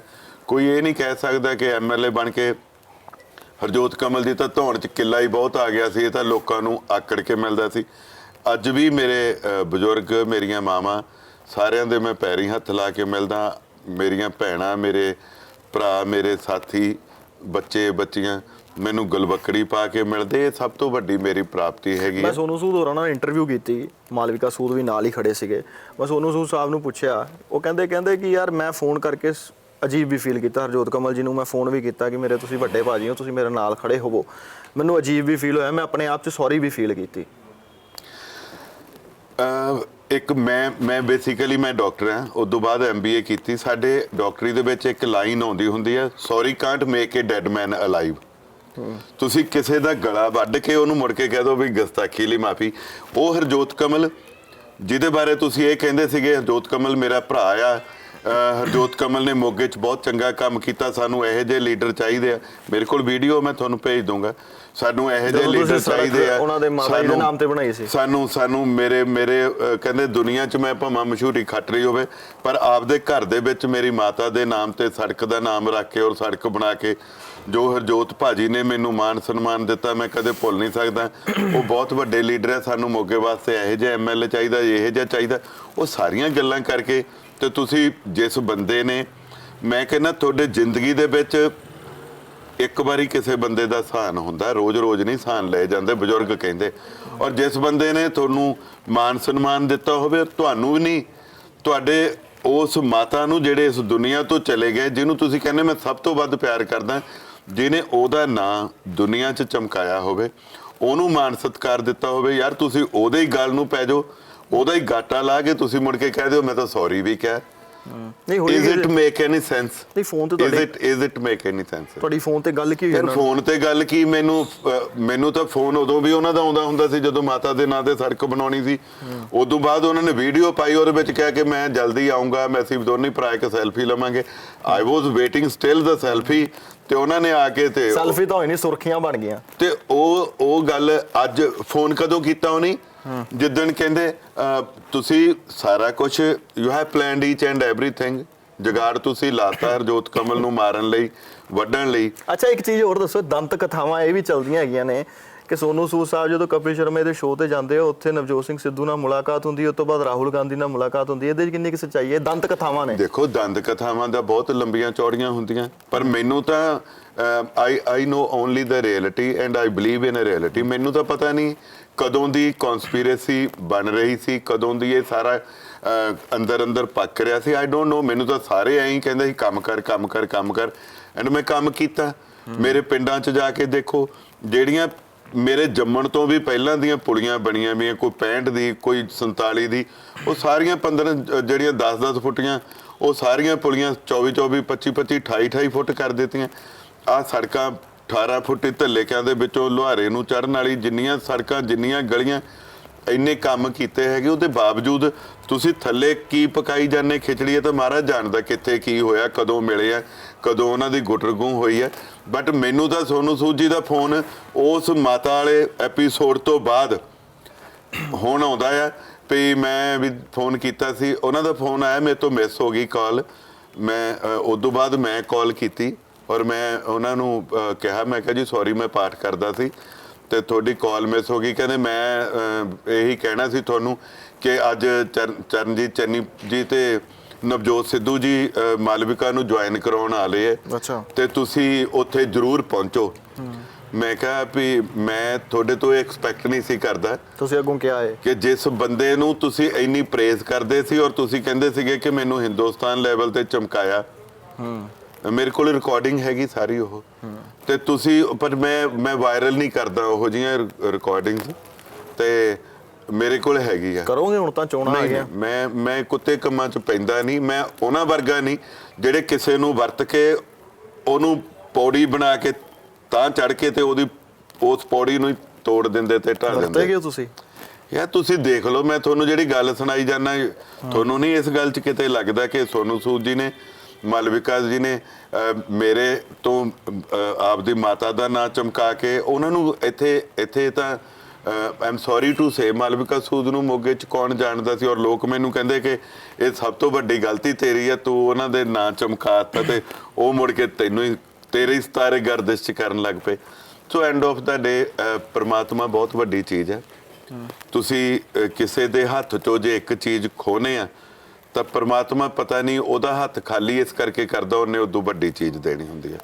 ਸੋ ਮੈਂ ਇਸ ਗੱਲ ਨੂੰ ਹੁਣ ਇਵੇਂ ਹੀ ਲੈ ਲਈਏ ਆਪਾਂ ਕਿ ਜੇ ਤੁਹਾਨੂੰ ਇਸ ਗੱਲ ਦੇ ਵਿੱਚ ਭੋਰਾ ਵੀ ਉਹ ਨਹੀਂ ਆਈ ਸੰਗ ਕਿ ਤੁਹਾਡੀ ਮਾਤਾ ਦਾ ਨਾਂ ਜਿਸ ਬੰਦੇ ਨੇ ਦੇਸ਼ ਦੁਨੀਆ ਤੱਕ ਚਮਕਾਇਆ ਹੋਵੇ, ਜਿਹਦੀਆਂ ਤੁਸੀਂ ਕੱਲ ਸਿਫਤਾਂ ਕੀਤੀਆਂ ਹੋਣ, ਅੱਜ ਤੁਸੀਂ ਉਹਦੇ ਹੀ ਗਲ ਲਾਉਣ ਨੂੰ ਪੈਰ ਨਿਕਲੇ ਹੋਵੋ, ਤਾਂ ਫਿਰ ਉਹਦੇ ਬਾਰੇ ਮੈਂ ਕੀ ਕਹਿ ਸਕਦਾ। ਔਰ ਤੁਸੀਂ ਦੁਨੀਆ ਪੱਧਰ ਤੇ ਇਹ ਗੱਲਾਂ ਕਰਕੇ ਕਿ ਮੈਂ ਆਪਰੇਸ਼ਨ ਕਰਵਾਣੇ ਆ, ਮੈਂ ਉਹ ਕਰਵਾਉਣਾ, ਮੈਂ ਕੱਲ ਮੈਨੂੰ ਕਿਸੇ ਨੇ ਗੂਗਲ ਤੋਂ ਪਾਇਆ ਕਿ ਉਹਨਾਂ ਨੇ ਕਿਸੇ ਫੇਕ ਪੇਸ਼ੈਂਟ ਦਾ ਨਾਂ ਲੈ ਕੇ ਕਹਿਤਾ, ਤੇ ਇਹਨਾਂ ਨੇ ਕਹਿਤਾ ਜੀ ਪਲਾਜ਼ਮਾ ਡਿਲੀਵਰਡ, ਤੇ ਉਹ ਬਾਅਦ ਵਿੱਚ ਗੱਲ ਆਈ ਕਿ ਪੇਸ਼ੈਂਟ ਸੀਗਾ ਹੀ ਨਹੀਂ, ਉਹ ਚੈੱਕ ਹੀ ਕਰ ਰਹੇ ਸੀਗੇ। ਤੇ ਸੋ ਉਸ ਨਾਂ ਦੇ ਉੱਤੇ ਸੂਦ ਫਾਊਂਡੇਸ਼ਨ ਤੇ ਤੁਸੀਂ ਕਰੋੜਾਂ ਰੁਪਏ ਇਕੱਠੇ ਕੀਤੇ ਲੋਕਾਂ ਤੋਂ ਸੇਵਾ ਦੇ ਨਾਂ ਦੇ ਉੱਤੇ। ਇੱਥੇ ਉਹ ਤੁਸੀਂ ਸੇਵਾ ਇਸ ਕਰਕੇ ਕਰ ਰਹੇ ਸੀਗੇ ਕਿ ਤੁਸੀਂ ਉਹਨੂੰ ਰਾਜਨੀਤੀ ਲਈ ਵਰਤਣਾ ਸੀ। ਪਰ ਜਦੋਂ ਉਹਨਾਂ ਕੋਲ ਰੇਡ ਹੋਈ ਤਾਂ ਏਜੰਸੀਆਂ ਕੁਝ ਲੱਭ ਵੀ ਨਹੀਂ ਪਾਈਆਂ। ਦੇਖੋ ਕੀ ਲੱਭਣਾ ਏਜੰਸੀਆਂ ਨੇ, ਮੈਂ ਤੁਹਾਨੂੰ ਤਾਜ਼ਾ ਉਦਾਹਰਨ ਦਿੰਦਾ, ਇੱਥੇ 50 ਲੱਖ ਦੇ ਸਾਈਕਲ ਵੰਡ ਦਿੱਤੇ, ਔਰ ਇੱਥੇ ਵੀਡੀਓ ਆਈਆਂ ਵੀ ਲੋਕਾਂ ਨੇ ਸਵਾਲ ਕੀਤੇ ਇਸ ਗੱਲ ਦੇ ਉੱਤੇ ਕਿ ਤੁਸੀਂ ਪੈਸੇ ਲੋਕਾਂ ਤੋਂ ਚੈਰਿਟੀ ਦੇ ਨਾਂ ਤੇ ਇਕੱਠੇ ਕੀਤੇ, ਇੱਥੇ ਭੈਣ ਦੀ ਰਾਜਨੀਤੀ ਵਾਸਤੇ ਤੁਸੀਂ 50 ਲੱਖ ਦੇ ਸਾਈਕਲ ਵੰਡਤੇ। ਔਰ ਚੈਰਿਟੀ ਕਰਨੀ, ਸਾਈਕਲ ਵੰਡਣੇ ਇਜ਼ ਨਾਟ ਬੈਡ ਥਿੰਗ, ਤੁਸੀਂ ਵੰਡੋ ਨਾ, ਫਿਰ ਸਾਰੇ ਥਾਂ ਤੇ ਵੰਡੋ, ਕੱਲੇ ਮੋਗੇ ਜ਼ਿਲ੍ਹੇ 'ਚ ਵੀ ਨਹੀਂ, ਮੋਗੇ ਹਲਕੇ 'ਚ ਹੀ ਕਿਉਂ, ਜਿੱਥੇ ਤੁਸੀਂ ਆਪਦੀ ਭੈਣ ਨੂੰ ਚੋਣ ਲੜਾਉਣੀ। ਸੋ ਚਲੋ ਇਹ ਤੁਸੀਂ ਐਵੇਂ ਮੇਰੀ ਦੁੱਖ ਦੀ ਰਗ ਤੇ ਹੱਥ ਧਰ ਦਿੱਤਾ, ਬਟ ਇਹ ਦੁੱਖ ਹਲਕਾ ਮੇਰੇ ਜਿਹੜੇ ਸੁਲਗਦੀਆਂ ਹੁੰਦੀਆਂ ਨਾ ਜੀ, ਉਹ ਐ ਨਹੀਂ ਹੁੰਦੀਆਂ, ਜਿਹੜੀਆਂ ਨਸਾਂ ਜਿਹੜੀਆਂ ਭਰੀਆਂ ਪਈਆਂ ਹੁੰਦੀਆਂ, ਜਦੋਂ ਤੱਕ ਉਹਨਾਂ ਨੂੰ ਚੀਰਾ ਨਹੀਂ ਦਿੱਤਾ ਜਾਂਦਾ ਉਦੋਂ ਤੱਕ ਉਹ ਫਿਰ ਠੰਡੀਆਂ ਨਹੀਂ ਹੁੰਦੀਆਂ। ਨਹੀਂ, ਬੀਜੇਪੀ ਨੇ ਮਰਮ ਲਾਇਆ ਨਹੀਂ। ਬੀਜੇਪੀ ਨੇ ਦੇਖੋ ਮੈਨੂੰ ਕਿਸੇ ਨੇ ਮਲਮ ਲਾਇਆ, ਕਿਵੇਂ ਲਾਇਆ, ਇਹ ਮੈਂ ਤੁਹਾਨੂੰ ਸੱਚੀ ਗੱਲ ਦੱਸਾਂ ਕਿ ਮੋਗੇ ਦੇ ਲੋਕ ਮੈਨੂੰ ਪਿਆਰ ਕਰਦੇ ਆ, ਬਹੁਤ ਜ਼ਿਆਦਾ ਪਿਆਰ ਕਰਦੇ ਆ, ਔਰ ਮੇਰੇ ਪਰਮਾਤਮਾ ਦੀ ਬਹੁਤ ਕਿਰਪਾ ਆ। ਉਹਨਾਂ ਦੇ ਪਿਆਰ ਤੇ ਉਹਦੀ ਕਿਰਪਾ ਦੇ ਸਦਕਾ ਹੀ ਮੈਨੂੰ ਮੋਗੇ ਤੋਂ ਕਾਂਗਰਸ ਦੀ ਟਿਕਟ ਨਸੀਬ ਹੋਈ ਸੀ, ਕਿਉਂਕਿ ਮੇਰਾ ਪਿਛੋਕੜ ਕੋਈ ਰਾਜਨੀਤਿਕ ਨਹੀਂ ਹੈਗਾ। ਮੈਂ ਤਾਂ ਇੱਕ ਸਧਾਰਨ ਪਰਿਵਾਰ ਦੇ ਵਿੱਚੋਂ, ਜਿਹਦੇ ਵਿੱਚ ਕੋਈ ਪੰਚਾਇਤ ਮੈਂਬਰ ਵੀ ਨਹੀਂ ਹੈਗਾ, ਉਹਦੇ ਚੋਂ ਉੱਠਿਆ ਮੈਂ ਆਪ ਹੀ ਆਪਣੀਆਂ ਮੀਡੀਆਂ ਗੁੰਦੀਆਂ। ਸੋ ਇਹ ਲੋਕਾਂ ਦਾ, ਮੋਗੇ ਵਾਲਿਆਂ ਦਾ ਪਿਆਰ ਸੀਗਾ ਜਿਹੜਾ ਮੈਨੂੰ ਸਰਵੇ ਦੇ ਵਿੱਚ ਉਹਨਾਂ ਨੇ ਉੱਪਰ ਲਿਆਂਦਾ, ਔਰ ਮੈਨੂੰ ਕਾਂਗਰਸ ਨੇ ਟਿਕਟ ਦਿੱਤੀ। ਔਰ ਅੱਜ ਵੀ ਇਹ ਮੇਰੇ ਲੋਕਾਂ ਦਾ ਪਿਆਰ ਸੀਗਾ ਕਿ ਜਦੋਂ ਮੈਨੂੰ ਕਾਂਗਰਸ ਨੇ ਵੱਢ ਕੇ ਮਾਰਿਆ ਤੇ ਇੱਥੇ ਲੋਕਾਂ ਦਾ ਹੋਇਆ ਇਕੱਠ, ਤੇ ਲੋਕਾਂ ਨੂੰ ਧਾਹਾਂ ਮਾਰ ਕੇ ਕਰਦੇ ਮੈਨੂੰ ਫੋਨ ਤੇ ਲੋਕਾਂ ਨੂੰ ਰੋਂਦੇ ਸੁਣਿਆ, ਤਾਂ ਫਿਰ ਬੀਜੇਪੀ ਨੂੰ ਵੀ ਲੱਗਿਆ ਵੀ ਗੱਲ ਤਾਂ ਕੋਈ ਬਣਦੀ ਹੈ, ਔਰ ਉਹਨਾਂ ਨੇ ਮੈਨੂੰ ਬੁਲਾਇਆ। ਨੱਡਾ ਸਾਹਿਬ ਨਾਲ, ਉਹਨਾਂ ਦੇ ਬੱਚਿਆਂ ਨਾਲ ਮੇਰੇ ਪਰਿਵਾਰਕ ਰਿਲੇਸ਼ਨ ਹੈਗੇ ਆ, ਮੇਰੇ ਦੋਸਤਾਂ ਦੇ ਉਹ ਦੋਸਤ ਨੇ।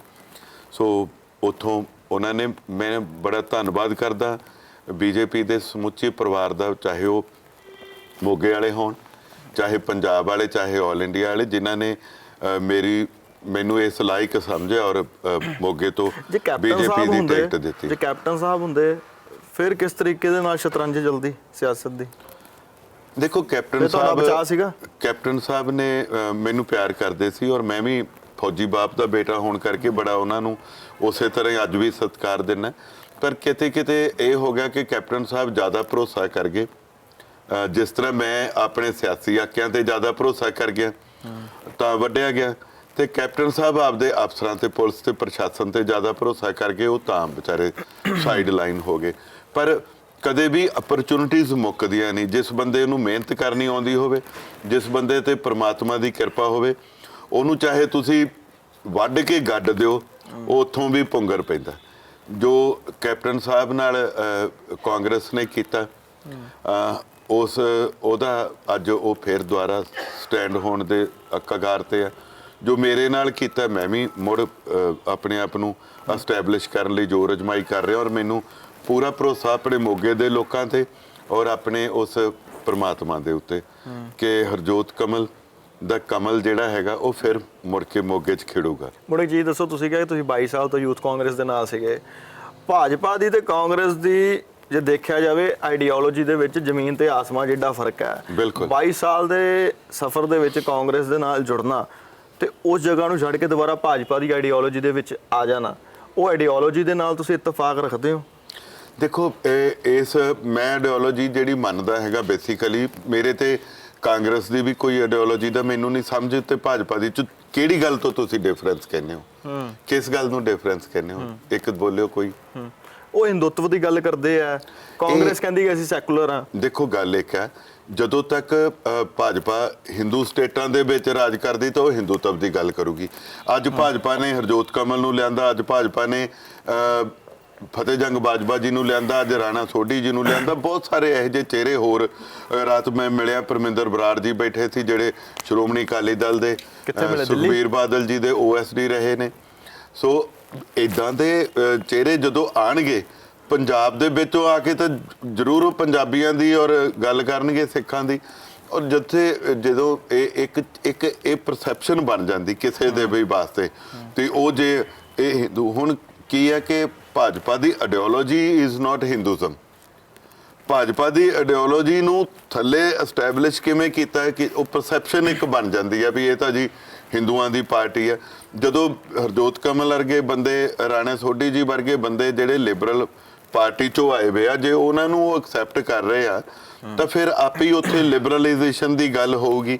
ਅੱਜ ਮੈਂ ਸਮਝਦਾ ਕਿ ਕਾਂਗਰਸ ਜਿਸ ਨੀਹਾਂ ਦੇ ਉੱਤੇ ਖੜੀ ਸੀ ਉਹਨੂੰ ਸੰਗਠਨ ਕਹਿੰਦੇ ਆ। ਨੀਹਾਂ ਦੇ ਉੱਤੇ ਨੀਹਾਂ ਜਿਹੜੀਆਂ ਹੁੰਦੀਆਂ ਕਿਸੇ ਮਹਿਲ ਦੀਆਂ, ਉਹਦਾ ਸੰਗਠਨ ਹੁੰਦਾ, ਔਰ ਮਹਿਲ ਜਿਹੜੀ ਆ ਉਹ ਸੱਤਾ ਹੁੰਦੀ ਆ। ਅੱਜ 60-70 ਸਾਲ ਬਾਅਦ ਕਾਂਗਰਸ ਦੇ ਵਿੱਚ ਜਿੰਨੇ ਸੰਗਠਨ ਸੀ, ਚਾਹੇ ਉਹ ਇਹਨਾਂ ਦਾ ਸੇਵਾ ਦਲ ਸੀ, ਚਾਹੇ ਇਹਨਾਂ ਦਾ ਮਹਿਲਾ ਕਾਂਗਰਸ ਸੀ, ਚਾਹੇ ਯੂਥ ਕਾਂਗਰਸ ਸੀ, ਚਾਹੇ NSUI ਸੀ, ਚਾਹੇ ਇੰਟਕ ਸੀ, ਹੋਰ ਜਿੰਨੀਆਂ ਜਥੇਬੰਦੀਆਂ, ਅੱਜ ਉਹਨਾਂ ਦੇ ਉੱਤੇ ਹੌਲੀ ਹੌਲੀ ਕਰਕੇ ਸੱਤਾ ਭਾਰੀ ਹੋ ਗਈ, ਸੰਗਠਨ ਮੁੱਕ ਗਿਆ। ਸੱਤਾ ਕਿਵੇਂ ਭਾਰੀ ਹੋ ਗਈ? ਮਹਿਲਾ ਕਾਂਗਰਸ ਵੀ ਟਿਕਟ ਮੰਗ ਰਹੀ ਹੈ, ਯੂਥ ਵੀ ਮੰਗ ਰਿਹਾ, NSU ਵੀ ਮੰਗ ਰਿਹਾ, ਇੰਟਕ ਵੀ ਮੰਗ ਰਿਹਾ, ਉਹ ਸਾਰੇ ਸੱਤਾ ਵੱਲ ਨੂੰ ਭੱਜ ਰਹੇ ਆ, ਸੰਗਠਨ ਖਤਮ ਹੋ ਗਿਆ। ਇਹਦੇ ਵਿੱਚ BJP ਦੇ ਵਿੱਚ ਅਜੇ ਤੱਕ ਬਹੁਤ ਵੱਡਾ ਸਕੋਪ ਹੈ, ਕਿਉਂਕਿ ਉੱਥੇ ਸੰਗਠਨ ਬੜਾ ਮਜ਼ਬੂਤ ਹੈ ਔਰ ਸੱਤਾ ਅਜੇ ਸੰਗਠਨ ਦੇ ਉੱਤੇ ਹਾਵੀ ਨਹੀਂ ਹੋਈ। ਹਾਵੀ ਹੁੰਦਿਆਂ ਵੀ 50-60 ਸਾਲ ਲੱਗ ਜਾਣੇ ਆ ਜੇ ਹੁਣ ਵੀ ਲੱਗੀ। ਦੂਜੀ ਗੱਲ ਮੈਂ ਇੱਕ ਹੋਰ ਗੱਲ ਦੱਸਦਾ ਕਿ ਤੁਸੀਂ ਮੈਨੂੰ ਇੱਕ ਗੱਲ ਦੱਸਿਓ, ਜੇ ਤੁਸੀਂ ਇੱਥੇ ਬੈਠੇ ਹੋਵੋ ਤਾਂ ਤੁਹਾਨੂੰ ਐਂ ਲੱਗੇ ਕਿ 10-15 ਬੰਦੇ ਨਾਅਰੇ ਲਾਉਂਦੇ ਜਾਂਦੇ ਆ, ਕੀ ਬੋਲਦੇ ਜਾਂਦੇ ਆ? ਭਾਰਤ ਮਾਤਾ ਦੀ ਜੈ। ਤਾਂ ਤੁਹਾਡੇ ਦਿਮਾਗ 'ਚ ਕੀ ਆਊਗਾ? ਕਿਹੜੀ ਪਾਰਟੀ ਦੇ ਬੰਦੇ ਹੋਣਗੇ? ਕੌਣ ਹੋਣਗੇ ਜੀ ਉਹ?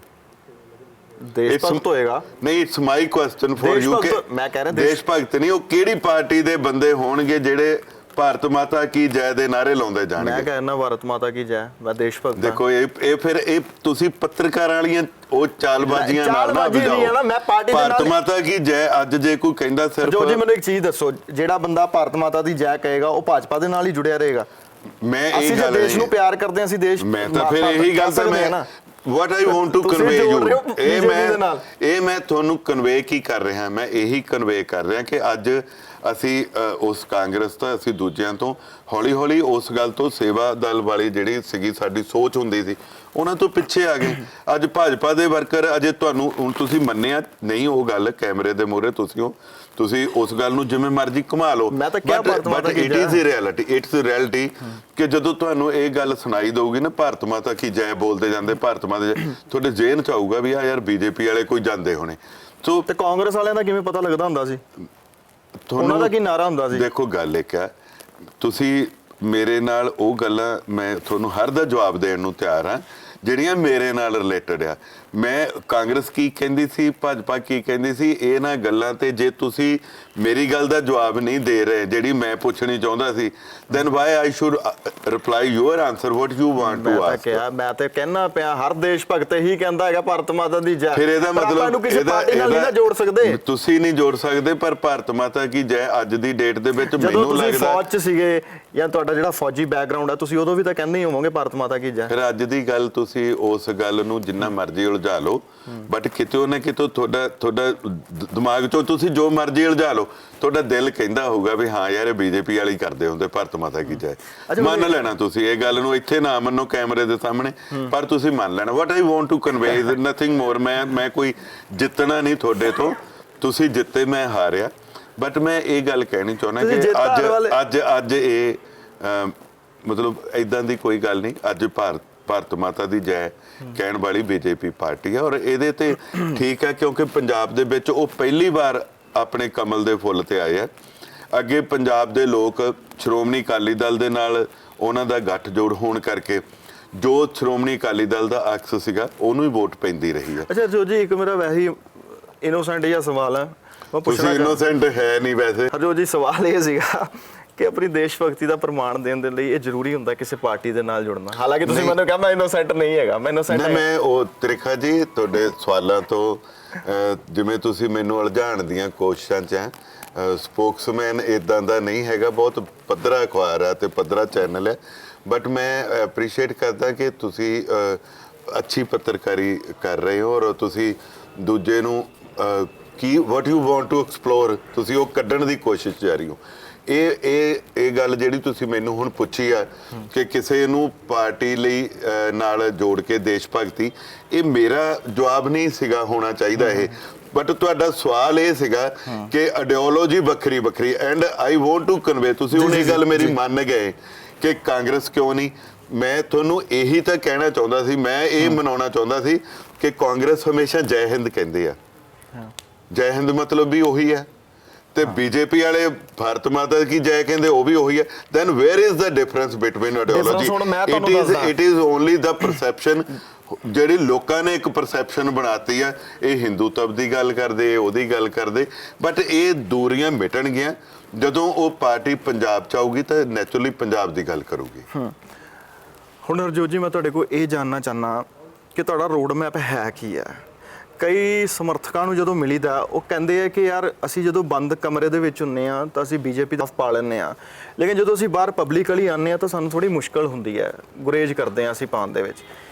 ਇੱਕ ਇਹ ਨਾਲ ਥਿੰਕਿੰਗ ਲੋਕਾਂ ਦੀ ਚਲਦੀ ਪਈ ਹੈ। ਤੁਹਾਡੇ ਲਈ ਜਿਹੜਾ ਸੰਘਰਸ਼ ਦਾ ਰਾਹ ਹੈਗਾ, ਕਿਉਂਕਿ 46 ਦੇ ਲਗਭਗ ਮੋਗੇ ਦੇ ਪਿੰਡ ਹੈਗੇ ਆ, ਪਿੰਡਾਂ 'ਚ ਵੀ ਤੁਸੀਂ ਜਾਣਾ, ਸ਼ਹਿਰੀ ਵੋਟ ਜਿਹੜੀ ਹੈਗੀ ਉਹ ਵੀ ਮਾਇਨੇ ਰੱਖਦੀ ਹੈ, 50 ਵਾਰਡ ਹੋਣਗੇ ਮੋਗੇ ਦੇ ਲਗਭਗ, ਤੁਸੀਂ ਹਰ ਥਾਂ ਤੇ ਜਾਣਾ ਹੈ। ਇਹ ਜੋ ਨਾਲ ਬੀਜੇਪੀ ਆਪਣੇ ਬੈਗੇਜ ਲੈ ਕੇ ਚਲਦੀ ਪਈ ਹੈ, ਇਸ ਨੂੰ ਕਿਸ ਤਰੀਕੇ ਨਾਲ ਸੁਲਝਾਓਗੇ? ਜਦੋਂ ਤੁਸੀਂ ਕੈਮਰੇ ਸੈੱਟ ਕਰੀ ਜਾਂਦੇ ਸੀ ਤੁਸੀਂ ਦੇਖਿਆ ਸੀ ਮੇਰੇ ਸਰਪੰਚ ਸਾਰੇ ਇਕੱਠੇ ਹੋਏ ਸੀ ਮੇਰੇ ਨਾਲ WhatsApp ਤੇ ਗੱਲ ਕਰੀ ਜਾਂਦੇ ਸੀ।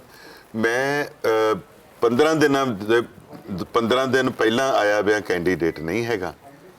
ਮੈਂ 15 ਸਾਲ ਤੋਂ ਇਹਨਾਂ ਪਿੰਡਾਂ 'ਚ, ਇਹਨਾਂ ਲੋਕਾਂ 'ਚ, ਇਹਨਾਂ ਸ਼ਹਿਰਾਂ ਦੇ ਵਿੱਚ ਵਿਚਰਦਾ ਆਇਆ। ਮੈਨੂੰ ਤੁਸੀਂ ਦੇਖੋਗੇ ਆਉਣ ਵਾਲੇ ਦਿਨਾਂ ਦੇ ਵਿੱਚ ਕਿ ਪਿੰਡਾਂ ਦੇ ਵਿੱਚ ਵੀ ਮੇਰੇ ਸਾਥੀ ਜਿਹੜੇ ਹੈਗੇ ਆ ਉਹ ਮੈਨੂੰ ਵੈਲਕਮ ਕਰਨਗੇ। ਔਰ ਦੂਜੀ ਗੱਲ ਕਿ ਜਿਹੜੇ 46 ਪਿੰਡ ਜਾਂ 50 ਵਾਰਡ ਹੈਗੇ, ਮੈਂ ਪਤਾ ਨਹੀਂ ਕਿੰਨੀ ਵਾਰੀ ਕੱਢੇ ਪਏ ਆ। ਮੈਂ ਤਾਂ ਰੋਜ਼ ਹੀ ਸਾਰਾ ਦਿਨ ਸਵੇਰ ਤੋਂ ਲੈ ਕੇ ਰਾਤ ਤੱਕ ਇੱਥੇ ਤੁਰਿਆ ਫਿਰਦਾ ਰਹਿਣਾ। ਸੋ ਇਹਦੇ 'ਚ ਮੈਨੂੰ ਕੋਈ ਹਿੱਚ ਨਹੀਂ ਆਉਣ ਲੱਗੀ। ਜਿਹੜੀ ਦੂਜੀ ਗੱਲ ਤੁਸੀਂ ਸੋਚਦੇ ਹੋ ਕਿ ਇਹ ਲੋਕਾਂ ਦੇ ਵਿੱਚ, ਕਿਉਂਕਿ ਬੀਜੇਪੀ ਪਹਿਲੀ ਵਾਰੀ ਗਰਾਊਂਡ ਤੇ ਉਤਰੀ ਆ, ਬੀਜੇਪੀ ਦਾ ਵੋਟਰ ਜਿਹੜਾ ਹੈਗਾ ਉਹ ਆਮ ਤੌਰ ਤੇ ਬਿਜ਼ਨਸਮੈਨ, ਛੋਟਾ ਵਪਾਰੀ ਉਹ ਹੈਗਾ ਜਿਹੜਾ ਇਹ ਸੋਚਦਾ ਕਿ ਮੈਂ ਯਾਰ ਕਾਹਨੂੰ ਕਿਸੇ ਪਾਰਟੀਬਾਜੀ ਦੇ ਝੰਜਟ 'ਚ ਪੈਣਾ, ਮੇਰੇ ਕੋਲ ਤਾਂ ਉਹ ਵੀ ਆਉਣੇ ਆ, ਮੇਰੇ ਕੋਲ ਤਾਂ ਉਹ ਵੀ ਆਉਣੇ ਆ। ਇੱਕ ਸਰਕਾਰੀ ਮੁਲਾਜ਼ਮ ਹੈ, ਉਹ ਤਾਂ ਕਦੇ ਵੀ ਨਹੀਂ ਕਿਸੇ ਵੀ ਪਾਰਟੀ ਦਾ ਜਿਹੜਾ ਸਾਈਨ ਹੈਗਾ ਉਹ ਸ਼ੋਅ ਕਰਦਾ ਹੁੰਦਾ, ਬਿਕੋਜ਼ ਉਹਨੇ ਤਾਂ ਮੁਲਾਜ਼ਮਤ ਕਰਨੀ ਹੁੰਦੀ। ਸੋ ਇਸ ਕਰਕੇ ਅਜੇ ਕਿਤੇ ਨਾ ਕਿਤੇ, ਕਿਉਂਕਿ ਬੀਜੇਪੀ ਕੋਲੇ ਆਪਣਾ ਪਹਿਲੀ ਵਾਰੀ ਚੋਣ ਲੜਨ ਕਰਕੇ ਸਿੱਧਾ ਸਿਆਸੀ ਕੈਡਰ ਹੈ ਨਹੀਂ, ਉਹਨਾਂ ਕੋਲੇ ਸੰਗਠਨ ਵਾਲਾ ਕੈਡਰ ਹੈਗਾ ਔਰ ਉਹ ਸਾਰਾ ਸੰਗਠਨ ਥੱਲੇ ਮੋਟੀ ਗੱਲ ਮੈਂ ਕਹਾਂ ਕਿ ਉਹਨਾਂ ਦੀਆਂ ਮਹਿਲ ਦੀਆਂ ਨੀਆਂ ਜਿਹੜੀਆਂ ਉਹਦੀਆਂ ਇੱਟਾਂ ਬਹੁਤ ਡੂੰਘੀਆਂ ਤੇ ਬੜੀਆਂ ਮਜ਼ਬੂਤ ਹੈਗੀਆਂ। ਸੋ ਹਰਜੋਤ ਨੂੰ ਬੀਜੇਪੀ ਦਾ ਗਲ ਦੇ ਵਿੱਚ ਸਕਾਫ ਪਾਉਣ 'ਚ ਮੈਨੂੰ ਤਾਂ ਕਿਸੇ ਨੇ ਕੁਝ ਨਹੀਂ ਕਿਹਾ। ਮੈਂ ਮੇਰੇ ਇੱਕ ਸਰਪੰਚ ਸਾਹਿਬ ਦੀ ਮੈਰਿਜ ਸੀਗੀ ਸਿਟੀ ਪਾਰਕ ਦੇ ਵਿੱਚ ਔਰ ਮੈਂ ਉਦੋਂ ਤਾਜੀ ਬੀਜੇਪੀ ਜੁਆਇਨ ਕੀਤੀ। ਤੁਹਾਡੇ ਵਾਲੀ ਐਪਰੀਹੈਂਸ਼ਨ ਮੇਰੇ ਦਿਮਾਗ 'ਚ ਵੀ ਸੀਗੀ, ਲੋਕੀ ਕਹਿੰਦੇ ਸੀ ਪਿੰਡਾਂ 'ਚ ਐਂ ਹੋ ਜਾਊਗਾ। ਮੈਂ ਉੱਥੇ ਗਿਆ, ਸਰਪੰਚ ਦਾ ਵਿਆਹ ਸੀਗਾ, ਨੌਜਵਾਨ ਮੇਰਾ ਮੁੰਡਾ ਸਰਪੰਚ, ਸਾਰੇ ਪਿੰਡਾਂ ਦੇ ਸਰਪੰਚ ਮੋਤਬਰ ਰਾਉਂਡ ਟੇਬਲ ਲੱਗੇ ਸੀ। ਔਰ ਜਦੋਂ ਮੈਂ ਸਕਾਪ ਪਾ ਕੇ ਆਪਣੇ ਸਾਥੀਆਂ ਦੇ ਨਾਲ ਗਿਆ, ਉਹਨਾਂ ਨੇ ਵੀ ਪਾਏ ਸੀ। ਮੈਂ ਉਸ ਪਰਮਾਤਮਾ ਨੂੰ ਹਾਜ਼ਰ ਨਾਜ਼ਰ ਜਾਣ ਕੇ ਕਹਿਣਾ, ਜਿਵੇਂ ਲੋਕ ਮੈਨੂੰ ਅੱਗੇ ਖੜੇ ਹੋ ਕੇ ਜੱਫੀਆਂ ਪਾ ਕੇ ਮਿਲੇ ਉਵੇਂ ਹੀ ਮੈਨੂੰ ਮਿਲੇ। ਇੱਕ ਬੰਦੇ ਨੇ ਵੀ ਮੈਨੂੰ ਇਹ ਨਹੀਂ ਕਿਹਾ ਵੀ ਆਹ ਕਾਹਤੋਂ ਪਾਇਆ, ਜਾ ਕਿਉਂ ਕੀਤਾ। ਦੇਖੋ ਇੱਕ ਚੀਜ਼ ਤਾਂ ਤੁਹਾਨੂੰ ਮੰਨਣੀ ਪੈਣੀ ਆ ਕਿ ਜੇ ਸਿਆਸਤ ਦੇ ਵਿੱਚ ਉਹ ਆ ਗਏ ਜਿਹੜੇ ਕਹਿੰਦੇ ਸੀਗੇ ਕਿ ਅਸੀਂ ਸਿਆਸੀ ਬੰਦੇ ਨੂੰ ਨੇੜੇ ਨਹੀਂ ਆਉਣ ਦੇਣਾ, ਤਾਂ ਫਿਰ ਸਿਆਸਤ ਨੂੰ ਤਾਂ ਕਿਸੇ ਵੀ ਸਿਆਸੀ ਬੰਦੇ ਨੂੰ ਆਪਣੀ ਸਿਆਸਤ ਕਰਨ ਲਈ ਜਾਂ ਆਪਣਾ ਪ੍ਰਚਾਰ ਕਰਨ ਲਈ ਜਾਂ ਆਪਣੀ ਗੱਲ ਕਹਿਣ ਲਈ, ਲੋਕਾਂ ਤੱਕ ਪਹੁੰਚ ਰੱਖਣ ਲਈ ਕੋਈ ਰੋਕ ਨਹੀਂ ਸਕਦਾ। ਮੇਰਾ ਖਿਆਲ ਰੋਕਣਾ ਚਾਹੀਦਾ ਵੀ ਨਹੀਂ। ਹਰ ਬੰਦੇ ਨੂੰ ਹੱਕ ਹੈ ਆਪਣੀ ਗੱਲ ਰੱਖੇ, ਤੁਹਾਨੂੰ ਜਚੇ ਤਾਂ ਉਹਦਾ ਸਾਥ ਦਿਓ, ਨਹੀਂ ਜਚੇ ਤਾਂ ਨਾ ਦਿਓ। ਪਰ ਮੈਂ ਇੰਨੀ ਗੱਲ ਜ਼ਰੂਰ ਕਹਿਣਾ ਕਿ ਪੰਜਾਬ ਦੇ ਲੋਕ ਔਰ ਖਾਸ ਕਰ ਮੋਗਾ ਉਹ ਬੈਲਟ ਆ ਜਿੱਥੋਂ ਹਰ ਵੱਡੇ ਸੰਘਰਸ਼ ਦੀ ਲਹਿਰ ਇੱਥੋਂ ਚੱਲੀ, ਚਾਹੇ ਗਦਰੀ ਬਾਬਿਆਂ ਦੀ ਲਹਿਰ ਸੀ, ਲਾਲਾ ਲਾਜਪਤ ਰਾਏ ਜੀ ਦਾ ਬਰਥ ਪਲੇਸ ਇੱਥੇ ਆ ਮੋਗੇ ਜ਼ਿਲ੍ਹੇ ਦੇ ਵਿੱਚ, ਚਾਹੇ ਉਹ ਨੈਕਸਲਾਈਟ ਮੂਵਮੈਂਟ ਸੀ, ਚਾਹੇ ਉਹ ਅੱਤਵਾਦ ਦੇ ਦਿਨਾਂ ਦੀਆਂ ਮੂਵਮੈਂਟਸ ਸੀ, ਚਾਹੇ 75ਵੀਂ ਵਰ੍ਹੇਗੰਢ ਸ਼੍ਰੋਮਣੀ ਅਕਾਲੀ ਦਲ ਮਨਾਉਂਦਾ, ਚਾਹੇ ਰਾਹੁਲ ਗਾਂਧੀ ਜੀ ਦੀ ਰੈਲੀ ਇੱਥੇ ਰੱਖੀ ਜਾਂਦੀ ਹੈ, ਚਾਹੇ ਪਿਛਲੀ ਲੋਕ ਸਭਾ 'ਚ ਮੋਦੀ ਸਾਹਿਬ ਦੀ ਰੈਲੀ ਰੱਖੀ ਜਾਂਦੀ ਹੈ। ਹਰ ਕੋਈ ਇੱਥੋਂ ਕਿਉਂ ਸ਼ੁਰੂ ਕਰਦਾ ਕਿ ਇਹ ਪੰਜਾਬ ਦੀ ਹੱਬ ਹੈ, ਸੈਂਟਰ ਹੈਗਾ ਪੰਜਾਬ ਦਾ, ਇੱਥੋਂ ਕੀਤੀ ਗੱਲ ਸਾਰੇ ਪੰਜਾਬ 'ਚ ਫੈਲਦੀ ਹੈ। ਸੋ ਮੈਂ ਇੱਥੇ ਮੋਗੇ ਦੇ ਲੋਕ ਇਸ ਕਰਕੇ ਬੜੇ ਸਿਆਣੇ ਹੋ ਗਏ, ਇਹਨਾਂ ਨੇ ਬੜੇ ਸੰਘਰਸ਼ਾਂ 'ਚੋਂ ਲੰਘੇ ਵੇ ਔਰ ਉਹ ਗੱਲ ਸਮਝਦੇ ਆ। ਜਿਹੜੇ ਭਾਜਪਾ ਨੇ ਅੱਜ ਬੋਰਡ ਲਾਏ ਆ ਡਬਲ ਇੰਜਨ ਸਰਕਾਰ, ਉਹਦਾ ਮਤਲਬ ਹੀ ਇਹ ਹੈ ਕਿ ਸੈਂਟਰ ਦੇ ਵਿੱਚ ਵੀ ਬੀਜੇਪੀ ਔਰ ਜੇ ਪੰਜਾਬ ਦੇ ਵਿੱਚ ਵੀ ਬੀਜੇਪੀ ਕਾਮਯਾਬ ਹੁੰਦੀ ਹੈ ਤਾਂ ਜਿਹੜੀਆਂ ਅਸੀਂ ਮੁਸ਼ਕਲਾਂ ਦੀ ਗੱਲ ਕਰਦੇ ਆ, ਸਾਡੇ ਮਨਪ੍ਰੀਤ ਬਾਦਲ ਜੀ ਕਹਿੰਦੇ ਸੀ ਸੀਸੀ ਲਿਮਟ ਤੇ ਫਲਾਨੇ ਤੇ ਇੰਨਾ ਕਰਜ਼ਾ, ਫਲਾਨੇ ਦਾ ਇੰਨਾ ਵਿਆਜ, ਕਿਸਾਨਾਂ ਦੇ ਕਰਜ਼ਾ, ਉਹ ਸਾਰੇ ਪੰਜਾਬ ਦੇ ਮਸਲੇ ਹੱਲ ਤਾਂ ਹੀ ਹੋਣੇ ਆ ਜੇ ਸੈਂਟਰ ਸਰਕਾਰ ਸਿੱਧਾ ਪੰਜਾਬ ਦੇ ਸਿਰ ਤੇ ਹੱਥ ਰੱਖੂਗੀ। ਹਰਜੋਤ ਜੀ ਮੇਰਾ ਔਰ ਮੈਂ ਤੁਹਾਨੂੰ ਦੱਸ ਦਵਾਂ, ਨਾ ਸ਼੍ਰੋਮਣੀ ਅਕਾਲੀ ਦਲ ਕੋਲੋਂ ਇਹ ਕੀਤਾ ਜਾ ਸਕਣਾ ਕਿ ਉਹ ਸੈਂਟਰ ਤੋਂ ਗ੍ਰਾਂਟ ਲੈ ਕੇ ਆਵੇ, ਨਾ ਆਮ ਆਦਮੀ ਪਾਰਟੀ ਕੋਲੋਂ ਸੈਂਟਰ ਤੋਂ ਗ੍ਰਾਂਟ ਲਿਆਂਦੀ ਜਾਣੀ, ਨਾ ਕਾਂਗਰਸ ਦੇ ਕੈਂਡੀਡੇਟ ਤੋਂ, ਕਾਂਗਰਸ ਤੋਂ ਸਰਕਾਰ ਗ੍ਰਾਂਟ ਲਿਆਂਦੀ ਜਾਣੀ। ਸਿਰਫ ਬੀਜੇਪੀ ਦਾ ਕੈਂਡੀਡੇਟ ਆ ਜਿਹੜਾ ਜੇ ਇੱਥੋਂ ਕਾਮਯਾਬ ਹੁੰਦਾ ਤਾਂ ਉਹ ਬੀਜੇਪੀ ਸੈਂਟਰ ਦੇ ਵਿੱਚ, ਨਾਲੇ ਤੁਸੀਂ ਤਾਂ ਦੇਖ ਲਿਆ, ਮੈਂ ਤਾਂ ਉਹ ਸੁਪਰੀਮੋ ਜਿਹੜੇ ਨੱਡਾ ਸਾਹਿਬ ਕੋਲੇ ਤਾਂ ਉੱਥੋਂ ਮੈਂ ਮੋਗੇ ਵਾਸਤੇ ਔਰ ਪੰਜਾਬ ਲਈ ਅਸੀਂ ਸਾਰੇ ਰਲ ਕੇ ਵੱਡੇ ਗੱਫੇ ਲਿਆ ਕੇ ਔਰ ਮੁੜ ਕੇ ਪੰਜਾਬ ਨੂੰ ਲੀਹਾਂ ਤੇ ਲੈ ਕੇ ਆਵਾਂਗੇ ਔਰ ਇਹੀ ਸਾਡਾ ਸਾਰਿਆਂ ਦਾ ਸੁਪਨਾ ਹੈ। ਮੇਰਾ ਜਿਹੜਾ ਆਖਰੀ ਸਵਾਲ ਹੈ ਉਹ ਇਹ ਹੈ ਕਿ ਜਿਸ ਤਰੀਕੇ ਦੇ ਨਾਲ ਤੁਸੀਂ ਕਹਿ ਰਹੇ ਹੋ ਕਿ ਹਾਂ ਭਾਜਪਾ ਜਿਹੜੀ ਹੈਗੀ ਸੈਂਟਰ ਦੇ ਵਿੱਚ ਵੀ ਬੈਠੀ ਹੈ, ਜਿਵੇਂ ਡਬਲ ਇੰਜਨ ਦੀ ਸਰਕਾਰ ਤੁਸੀਂ ਕਿਹਾ ਹੈਗਾ, ਤੁਹਾਡੇ ਬਹੁਤ ਸਾਰੇ ਸਮਰਥਕ ਕਹਿੰਦੇ ਆ ਕਿ 10 ਦਿਨਾਂ ਦੇ ਵਿੱਚ ਦੇਖੋ ਹੁਣ ਖੇਡ ਬਦਲੇਗੀ ਬੀਜੇਪੀ ਪੰਜਾਬ ਦੇ ਵਿੱਚ। ਬਹੁਤ ਸਾਰੇ ਲੋਕ ਮੈਂ ਬਾਹਰ ਮਿਲਦਾ ਪਿਆ ਸੀਗਾ ਜਿਹੜੇ ਭਾਜਪਾ ਦੇ ਸਮਰਥਕ ਸੀਗੇ, ਮੈਂ ਉਹਨਾਂ ਨੂੰ ਪੁੱਛਿਆ ਮੈਂ ਕਿ ਜਿਸ ਤਰੀਕੇ ਨਾਲ ਆਮ ਆਦਮੀ ਪਾਰਟੀ ਪ੍ਰਚਾਰ ਕਰ ਰਹੀ ਹੈ, ਜਿਸ ਤਰੀਕੇ ਦੇ ਨਾਲ ਕਾਂਗਰਸ ਪ੍ਰਚਾਰ ਕਰ ਰਹੀ ਹੈ, ਉਹਦਾ ਇੱਕ ਕਾਰਨ ਇਹ ਵੀ ਹੋ ਸਕਦਾ ਕਿ ਤੁਹਾਨੂੰ ਕੱਲ ਸੀਟ ਹਲੇ ਟਿਕਟ ਮਿਲੀ ਹੈ, ਹੁਣ ਤੁਸੀਂ ਮੈਦਾਨ ਦੇ ਵਿੱਚ ਉਤਰੇ, ਤੁਸੀਂ ਮੀਟਿੰਗ ਸ਼ੁਰੂ ਕਰ ਦਿੱਤੀਆਂ ਹੈਗੀਆਂ। ਹਾਂਜੀ, ਅੱਜ ਮੇਰਾ ਪਹਿਲਾ ਦਿਨ ਹੀ ਹੈ। ਸਮਰਥਕ ਬਹੁਤ ਸਾਰੇ ਭਾਜਪਾ ਦੇ ਜਿਹੜੇ ਸੀਗੇ ਉਹ ਕਹਿੰਦੇ ਕਿ 10 ਦਿਨਾਂ ਦੇ ਅੰਦਰ ਅੰਦਰ ਹੁਣ ਬੀਜੇਪੀ ਗੇਮ ਬਦਲਣ ਵਾਲੀ ਹੈ। ਗੇਮ ਬਦਲਣ ਵਾਲਾ ਸਿਲਸਿਲਾ ਕੀ ਹੈ? ਦੇਖੋ, ਬੀਜੇਪੀ ਦਾ ਜਿਹੜਾ ਮੈਂ ਤੁਹਾਨੂੰ ਦੱਸਿਆ ਸੰਗਠਨ ਬਹੁਤ ਮਜ਼ਬੂਤ ਹੈ, ਉਹਨਾਂ ਕੋਲ ਹਰ ਲੈਵਲ ਤੱਕ ਦੇ ਵਰਕਰਸ ਜਿਹੜੇ ਆਲਰੇਡੀ ਬੈਠੇ ਆ। ਜੇ ਉਹਨਾਂ ਨੇ ਪੱਛਮੀ ਬੰਗਾਲ 'ਚ 3 ਤੋਂ 80 ਤੇ ਆ ਗਏ ਤਾਂ ਡੈਫੀਨੇਟਲੀ ਪੰਜਾਬ ਨੂੰ ਅੱਜ ਉਹਨੇ ਪਹਿਲੀ ਵਾਰੀ ਚੁਣਿਆ ਔਰ ਇੱਥੇ ਪੰਜਾਬ ਦੇ ਲੀਡਰਾਂ ਕੋਲ ਸੰਭਾਵਨਾ ਬਹੁਤ ਜ਼ਿਆਦਾ ਹੈਗੀਆਂ। ਅਸੀਂ ਉਹ ਪਹਿਲੀ ਪੀੜ੍ਹੀ ਦੇ ਲੀਡਰ ਹੈਗੇ ਆ ਜਿਹੜੇ ਆਪਣੇ ਸੰਗਠਨ ਦੇ ਨਾਲ ਮਿਲ ਕੇ ਔਰ ਪੰਜਾਬ ਦੇ ਵਿੱਚ ਫਿਰ ਕਮਲ ਦਾ ਫੁੱਲ ਅਸੀਂ ਖਿਡਾਉਣ ਦੀਆਂ ਕੋਸ਼ਿਸ਼ਾਂ ਦੇ ਵਿੱਚ 10 ਦਿਨ ਜਿਹੜੇ ਉਹ ਕਹਿੰਦੇ ਹੈਗੇ, ਮੈਂ ਕਹਿੰਦਾ ਉਹਨਾਂ ਦੇ ਮੂੰਹ 'ਚ ਘਿਓ ਸ਼ੱਕਰ, ਵਾਕਈ ਪੰਜਾਬ ਦੇ ਵਿੱਚ ਇਹੋ ਜਿਹਾ ਬੀਜੇਪੀ ਕਰਿਸ਼ਮਾ ਕਰੇ।